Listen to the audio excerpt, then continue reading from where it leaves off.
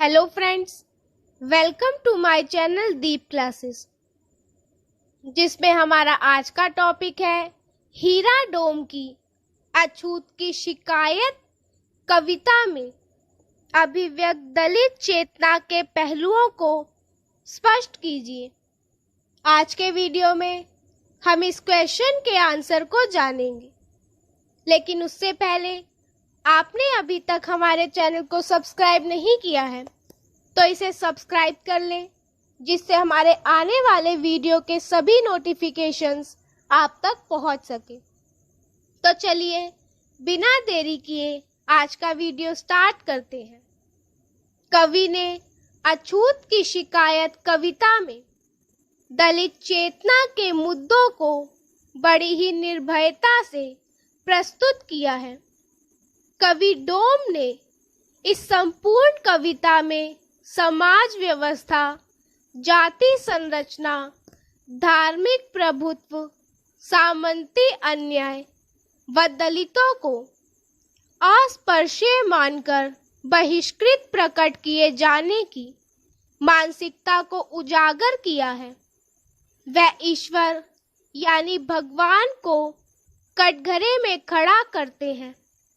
लगभग 100 वर्ष पूर्व इस प्रकार के मुद्दे प्रस्तुत करना दलित काव्य की क्रांतिकारी संकल्पना है। अछूत की शिकायत कविता में 20वीं शताब्दी के शुरुआती समय की समाज व्यवस्था का वर्णन किया गया है। कवि कविता के प्रारंभिक के बंध में हमनी के राती दिन दुखवा भोगवत बानी, हमनी के सहेबे से मिनती सुनाई भी, इसको वर्तमान न्यायिक भाषा में कह सकते हैं कि दलित समूह सरकार के समक्ष अपनी याचिका प्रस्तुत कर रहा है। कवि ने सहेबे के साथ अपना शब्द नहीं जोड़ा है, इसीलिए सहेबे को ईश्वर के अर्थ में प्रयोग नहीं किया जा सकता। कवि सहेबे से तात्पर्य अंग्रेजी सरकार से है। कवि अंग्रेजी सरकार को यह बताना चाह रहा है कि इस देश में अछूत रात दिन कैसे कैसे दुख भोगते हैं, परंतु यह दुख ईश्वर नहीं देख रहा। आगे की पंक्तियों में कवि ने भाग्यवाद और नियतिवाद पर प्रहार किया है। समाज के सवर्ण दबंग लोग दलितों के नाम बिगाड़कर संबोधित करते हैं। इसकी प्रतिक्रिया में कवि डोम ने भी भगवान को भगवनों कहकर उसके प्रति नफरत और अपेक्षा व्यक्त की है। कवि डोम कहना चाहता है कि यह भगवान भी सवर्ण का है जो दलितों का शोषण करते हैं। दलित जब पादरी साहब की कचहरी में जाते हैं तो वहां उन्हें धर्मांतरण के लिए कहा जाता है। कचहरी में इस प्रसंग से दलित व्यथित हो जाता है। कवि ने इन अवस्थाओं में उत्पन्न सामाजिक अंतर विरोधों और संघर्ष की दशाओं का वर्णन किया है। कवि को इस प्रकार के लोभ लालच अर्थात पादरी की कचहरी में धर्मांतरण के प्रसंग से कष्ट होता है। कवि एक और दलितों की मुक्ति की कामना करता है, वहीं दूसरी ओर पादरी के कचहरी में जाने पर धर्म भ्रष्ट होने से व्यथित होता है। यहाँ स्पष्ट है कि कवि की चेतना में एक तरफ दलित मुक्ति की इच्छा है और दूसरी तरफ अपनी संस्कृति से जुड़े रहने का लालच भी है। इस अंतर्द्वंद को कवि ने बड़े ही स्पष्ट रूप से प्रस्तुत किया है। कविता की आगे की पंक्तियों में कवि ने सामाजिक वास्तविकता से परिचय कराया है। कि सवर्ण हिंदू दलितों को अछूत मानते हैं व उनका शोषण करते हैं, जबकि हिंदुओं के ईश्वर के लिए सवर्ण हो या दलित सभी समान होने चाहिए। अतः आगे के बंध में कवि ने ईश्वर को ही कटघरे में खड़ा करते हुए प्रश्न किया है कि जिन्हें रक्षक और दयालु माना जाता है, उस भगवान ने खंबा फाड़कर प्रहलाद को बचाया। गजराज की पुकार सुनकर उसे मगरमच्छ के मुंह से बचाया। दुर्योधन जब द्रौपदी का चीरहरण कर रहा था, तब प्रकट होकर द्रौपदी के लिए वस्त्र को बढ़ा दिया। राम ने विभीषण को शरण दी और रावण का वध किया। कनिष्ठ अंगुली पर गोवर्धन पर्वत उठा लिया। अब वह भगवान कहाँ सो गया और हमारी पुकार क्यों नहीं सुनता? क्या मुझे डोम समझकर छूने से भयभीत हो रहे हो? या कवि कहना चाहता है कि भगवान भी अस्पर्शता का व्यवहार करता है, क्योंकि भगवान जिन लोगों की पुकार सुनकर दौड़े दौड़े आए, उनमें से कोई भी अस्पर्शे नहीं था। फिर भगवान किसी अस्पर्शे की प्रकार पुकार क्यों नहीं सुनता?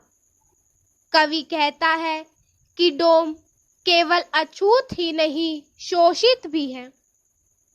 वह केवल अछूत होते तो कोई बात नहीं थी, पर दुर्भाग्य यह है कि उनका आर्थिक रूप से शोषण भी होता है। कवि ना भाग्यवादी है और ना ही नियतिवादी। वह दलित समूह के दुखों के लिए भगवान की सत्ता तक को चुनौती देता है। उनका रचनाकार बहुत ज्यादा भावुक है, लेकिन उसका बौद्धिक विमर्श अत्यंत तार्किक है। उनके इस कथन के प्रत्युत्तर में कोई तर्क ही नहीं है कि प्रहलाद और द्रौपदी की रक्षा करने वाला भगवान दलितों की पुकार क्यों नहीं सुनता। कवि ने पूरी समाज व्यवस्था को केंद्र मानकर दलितों की सामाजिक दशा, सवर्ण वर्ग का व्यवहार एवं दलित के आर्थिक शोषण को कविता में इस प्रकार से प्रस्तुत किया है कि हम तथाकथित दलित रात दिन मेहनत करते हैं तो महीने में 2 रुपए बड़ी मुश्किल से पाते हैं। ठाकुर तो सुख से घर में सोते हैं, जबकि हम खेत जोत जोत कर अनाज पैदा करते हैं। जब भी हाकिमों का लश्कर आता है, तब हम लोगों को व्यर्थ ही पकड़ लिया जाता है। हमारी यह कैसी गुलामी है जो हमें चुपचाप सहन करनी पड़ती है।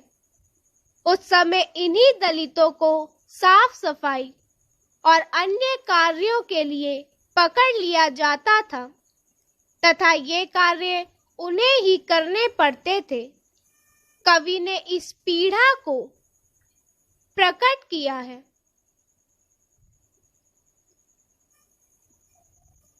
कवि ने कविता के चतुर्थ बंद में समाज में जाति के आधार पर बनाए गए व्यवसाय और दलित वर्ग की श्रमण संस्कृति का चित्रण किया है।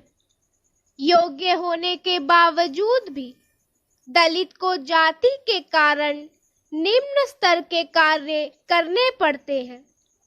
कवि ने इस सामाजिक यथार्थ से परिचय कराया है कि दलित ब्राह्मण की तरह ना तो भीख मांगते हैं, ना ही ठाकुरों की तरह लाठी चलाते हैं, ना ही बनिए की तरह डंडी मारकर कम तोलते हैं। अहीर की तरह गाय भी नहीं चुराते, भाटों की तरह कवि जोड़ जोड़ कर भी नहीं सुनाते और ना ही पगड़ी बांधकर कचहरी में जाते हैं। हम दलित लोग तो अपनी मेहनत और ईमानदारी की कमाई खाते हैं, पसीना बहाकर पैसा कमाते हैं और उसी से पूरे परिवार का भरण पोषण करते हैं। कवि कहना चाहता है कि जो लोग आर्थिक रूप से समृद्ध हैं व उच्च श्रेणी में आते हैं, नैतिकता के स्तर पर उनके कार्य एवं व्यवहार गलत है। पैसे के बल पर जिनका सामाजिक स्थान दलितों से श्रेष्ठ माना जाता है, वे ईमानदारी से मेहनत नहीं करते। वे लोग दलित एवं मजदूरों को झूठे आरोपों एवं मुकदमों में फंसाकर जेल भिजवाने के दक्ष रहे हैं। कवि ने उनकी झूठी पैरवी के कारण उनके व्यवसाय को घृणा की दृष्टि से देखा है। कवि ने मनुष्य की सामाजिक प्रतिष्ठा के लिए श्रम को प्रमुखता दी है। यह समाज में भाईचारा एवं सहचार्य होने की आकांक्षा रखते हैं, जबकि यहाँ का सामाजिक वास्तविकता पूर्णतः इसके विपरीत है। यहाँ कवि कविता की अंतिम पंक्तियों में सामाजिक विषमता से युक्त वर्तमान व्यवस्था पर प्रश्न चिन्ह अंकित करते हुए कहता है कि जो हाड़ मांस का शरीर हम मेहनती मजदूरों का है, वही शरीर ब्राह्मणों का भी है, किंतु सामाजिक जीवन में ब्राह्मणों को ही श्रेष्ठ माना जाता है। ब्राह्मणों को तो घर घर बुलाकर पूजा की जाती है तथा संपूर्ण क्षेत्र में उनकी जजमानी चलती है, किंतु दलितों को सार्वजनिक कुएं से पानी लाने की इजाजत भी नहीं है। उन्हें कीचड़ वाले गंदे तालाब का पानी पीना पड़ता है। इन सब के बावजूद भी सवर्ण लोग दलितों को मारते पीटते हैं। अंततः दलितों को ही इतना कष्ट क्यों दिया जाता है?